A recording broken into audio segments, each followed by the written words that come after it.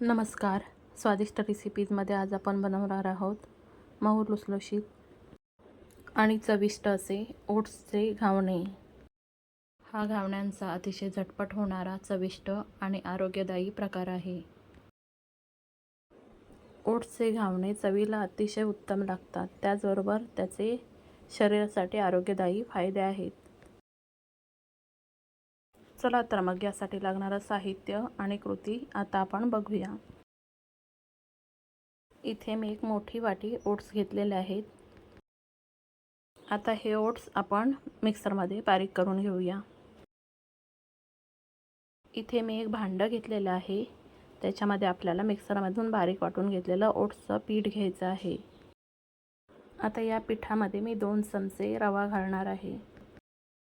इथे तुम्ही बारीक किंवा जाड कोणताही रवा घेऊ शकता. आता रवा आणि ओट्सचं पीठ आपल्याला कोरडंच मिक्स करून घ्यायचं आहे. आता याच्यामध्ये थोडं थोडं पाणी घालत आपल्याला याचं सैलसर मिश्रण करून घ्यायचं आहे. ओट्सचं पीठ हे अतिशय चिकट असतं, त्यामुळे या पिठामध्ये खूप जास्त गुठळ्या होतात. त्यामुळे या पिठाचं मिश्रण तयार करताना आपल्याला यातल्या गुठळ्या मोडून घ्यायच्या आहेत.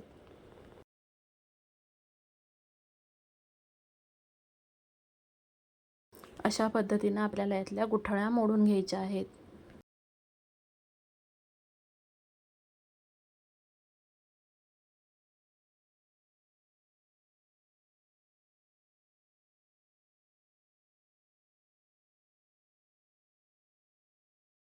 आता ह्या पिठातल्या सगळ्या गुठळ्या मोडून झालेल्या आहेत. आता याच्यामध्ये आपल्याला चवीनुसार मीठ घालायचं आहे आणि आता आपल्याला हे पीठात व्यवस्थित ढवळून घ्यायचं आहे. आता हे पीठ आपण 10 ते 15 मिनिटं बाजूला ठेवून देऊया. तोपर्यंत आता आपण या घावण्यांबरोबर खाण्यासाठी लागणारी चटणी तयार करून घेऊया. त्यासाठी इथे मी एका भांड्यामध्ये 1 वाटी खोबऱ्याचे तुकडे घेतलेले आहेत. त्याचबरोबर 2 ते 3 लसणाच्या पाकळ्या, थोडंसं आलं आणि चवीनुसार मिरची घालायची आहे. थोडीशी कोथिंबीर आणि पाणी घालून आपल्याला ही चटणी मिक्सरमधून बारीक वाटून घ्यायची आहे. आता इथे मी गॅसवरती फोडणी पात्र ठेवलेलं आहे. त्याच्यामध्ये थोडं तेल घालायचं आहे. तेल चांगलं तापलं की त्याच्यामध्ये आपल्याला थोडीशी मोहरी घालायची आहे.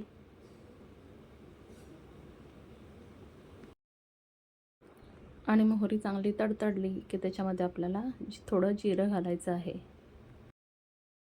जिरं चांगलं फुललं की याच्यामध्ये आपल्याला कढीपत्ता आणि थोडीशी कोथिंबीर घालायची आहे. आता गॅस बंद करायचा आहे आणि आपल्याला याच्यामध्ये चिमूटभर हिंग घालायचं आहे. आता ही फोडणी आपल्याला थोडी कोमट होऊ द्यायची आहे. आता ही फोडणी कोमट झालेली आहे. आता याच्यामध्ये मिक्सरमधून बारीक वाटून घेतलेली चटणी घालायची आहे. आता या चटणीमध्ये चवीनुसार मीठ घालून ही चटणी आपल्याला व्यवस्थित ढवळून घ्यायची आहे.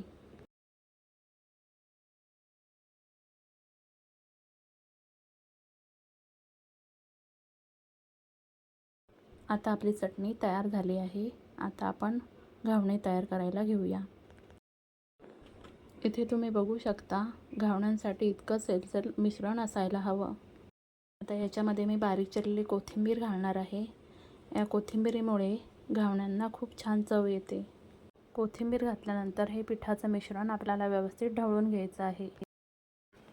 आता गॅसवरती मी बिडाचा तवा तापायला ठेवलेला आहे. आता तवा चांगला तापला की आपल्याला याच्यामध्ये थोडंसं तेल घालायचं आहे. हे तेल आपल्याला तव्यावरती व्यवस्थित पसरून घ्यायचं आहे.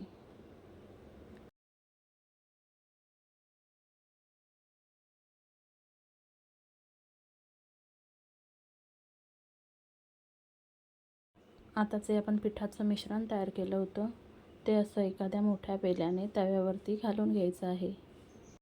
हे घावण्यांचं मिश्रण आपल्याला तव्याच्या कडेने घालायला सुरुवात करायची आणि शेवटी मध्ये घालायचं आहे. मध्ये तवा खूप तापलेला असतो, त्यामुळे तिथे आधी पीठ घातलं तर घावणा करपतो आणि कडेने कच्चा राहतो. आता हा घावणा आपल्याला व्यवस्थित एका बाजूने भाजू द्यायचा आहे. नंतरच त्याची बाजू पलटून घ्यायची आहे.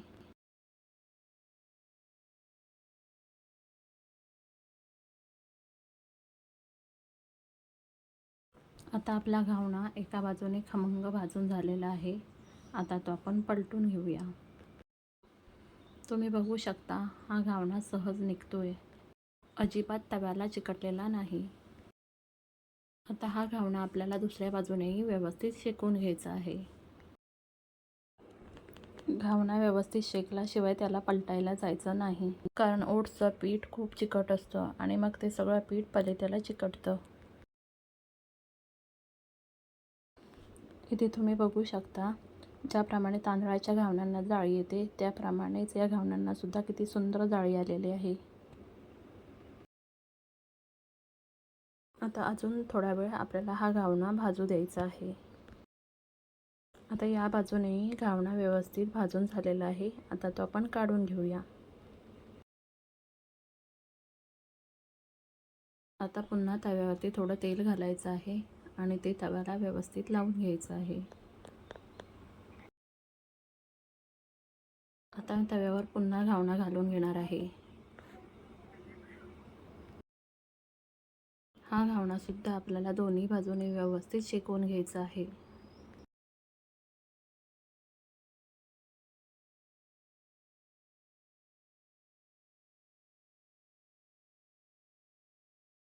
आता हा घावणा एका बाजूने व्यवस्थित शेकवून झालेला आहे. आता तो आपण दुसऱ्या बाजूने पलटवून घेऊया.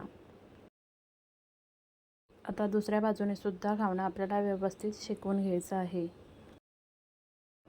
हे घावणे अतिशय मऊ लुसलुशीत होतात, त्यामुळे लहान मुलंसुद्धा अगदी सहज हे घावणे खाऊ शकतील.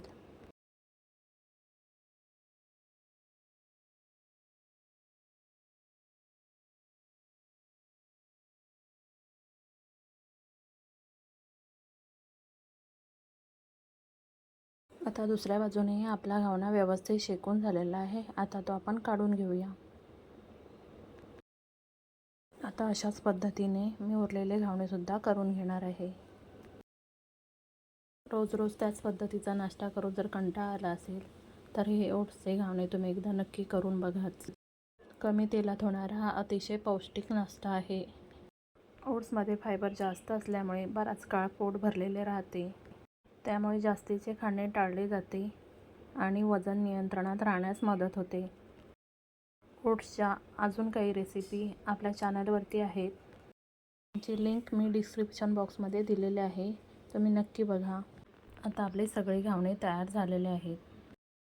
हे घावणे तुम्ही नारळाच्या चटणीसोबत खाऊ शकता किंवा कोऱ्या चहासोबतही हे घावणे खूप छान लागतात. अगदी मऊ लुसलुशीत असे हे घावणे तयार होतात. आणि जर तुम्हाला माझी ही रेसिपी आवडली असेल तर व्हिडिओला लाईक आणि चॅनलला सबस्क्राईब नक्की करा.